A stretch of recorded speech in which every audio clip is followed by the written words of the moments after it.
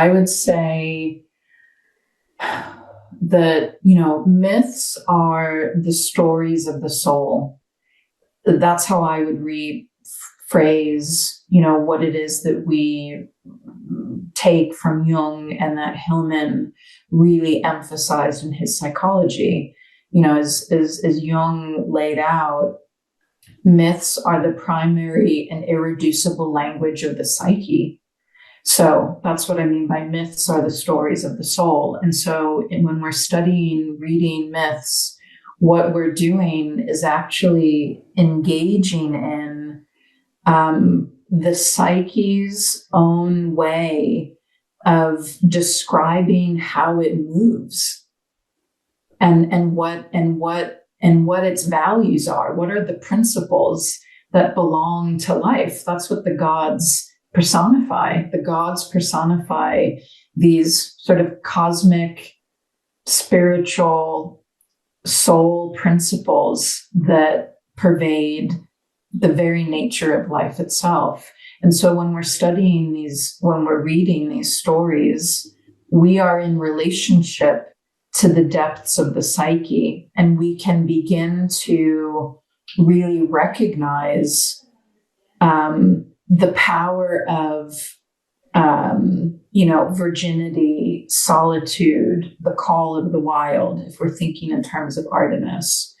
With Aries or Mars, we are forced to confront the archetypal power of aggression and war.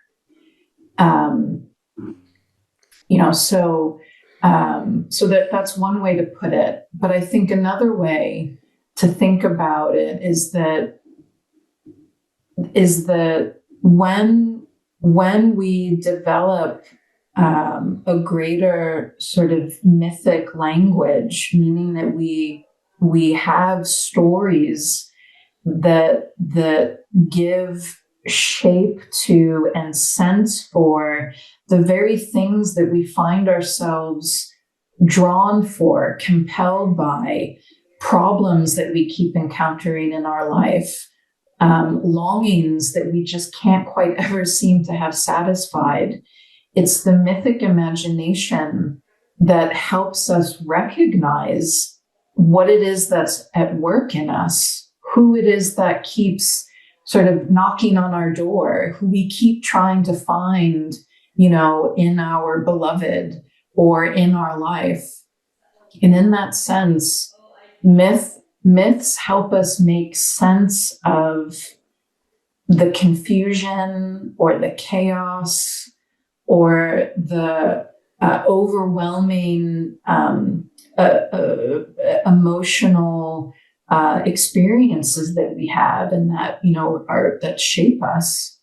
So they can reflect back to us in really powerful ways who and what is happening in our inner world. And that then allows for a conscious relationship with these energies or patterns or stories. And it allows us in a way to do what Joseph Campbell talked about, which was to engage in a kind of creative mythology, which is where we begin to creatively participate in the story making that is at the heart of life, right? Or living meaningfully. It has a lot to do with having adequate stories. I mean, I imagine that's what you do with your clients, isn't it? You're helping them find more adequate story cradles for their experience. And that's what myth gives us, because it connects us to the psyche. It gets us out of this more personalistic kind of way of thinking about our lives. It connects us to something much deeper. And that too can have a profoundly healing quality. I realize I just said kind of a number of different things there, but whatever you feel like picking up there. Yeah. Well, what's coming to mind is, James Hillman's notion of pathologizing Yeah. versus what people kind of, I guess, normally, generally think about pathology as being a kind of a disease or symptoms that need to be cured because they're dysfunctional. Right. And so having that other spin on it, that pathology, logos of pathos, is like the cry of the soul seeking attention, knocking on the door, like you said.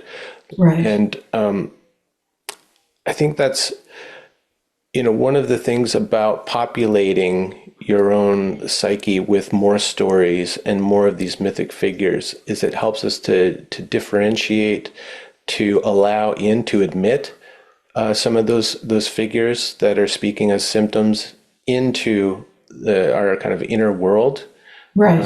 so that we're more in relationship with them rather than trying to shut them out, Right. through like cognitive behavioral means or pharmaceutical means.